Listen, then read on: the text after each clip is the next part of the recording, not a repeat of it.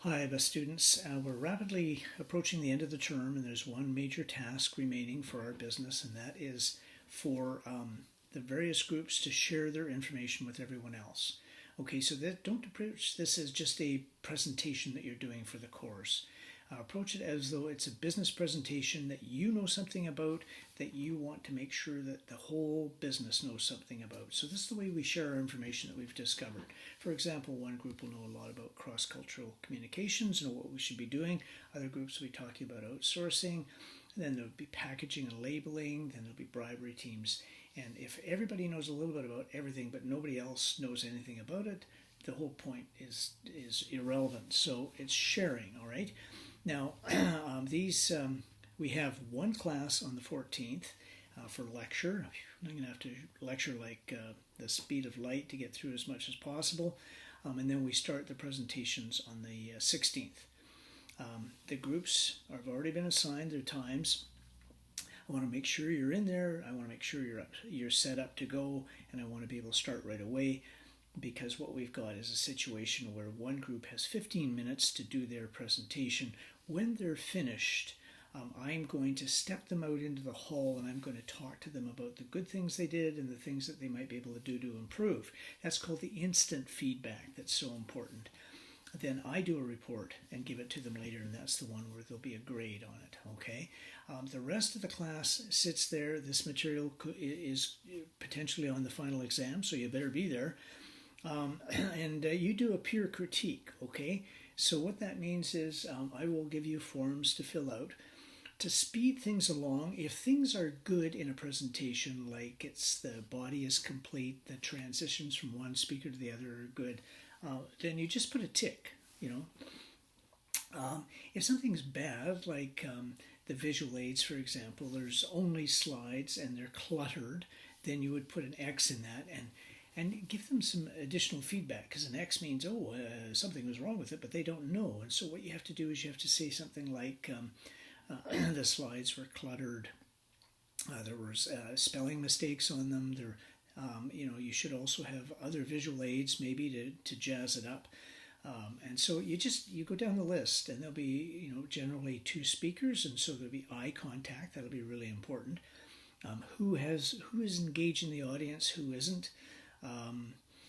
And you say good, some poor, and you might want to explain, what you think those appropriate ones are.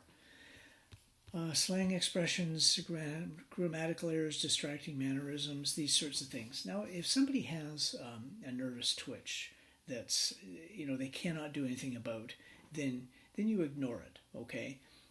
But if somebody is like jingling their pen or whatever, then you got to tell them this, because it becomes a nervous habit. All right. Did they stay to this time limit? Were they dressed appropriately? The one thing I look for, but don't take any marks off for, is whether you're fired up and ready to go. And we've discussed that. Are you passionate about your topic? Are you convincing that you think this is important? Or am I just going through the motions because I want to get a grade and I'm going to do everything technically correct, but, okay, so you know what I mean. Let's see what else. I think it's really important to do something to focus the audience's attention on your presentation at the outset. I think that Kevin Gilty did a very good job with his presentation. He had not a very sexy topic, cargo insurance, but I think he endeavored to try to make it interesting. One thing you might want to do at the outset, though, is something to capture the audience's attention.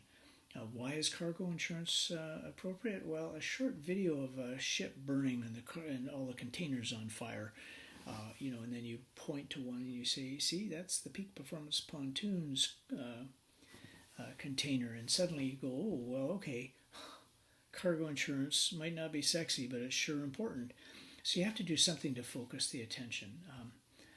Transitions, that's... I'm Peter Holden, but I'm going to cover blah, blah, blah, blah, blah, blah, blah, blah. And now I'm going to pass it over to Brian Graham, who's going to talk about such and such. Thank you, Peter. Very professional. Okay, so I want to look at those sorts of things as well.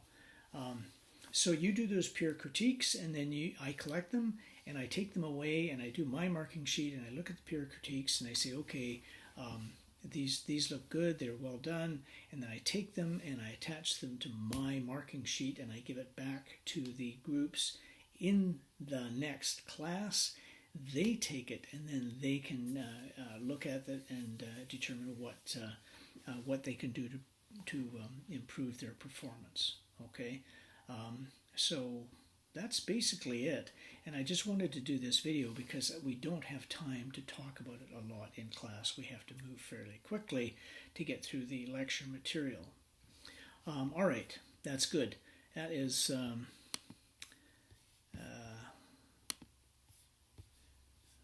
just a whole 5 minutes and 30 seconds. So it didn't take up too much of your time, but it's a heads up on what we have to do.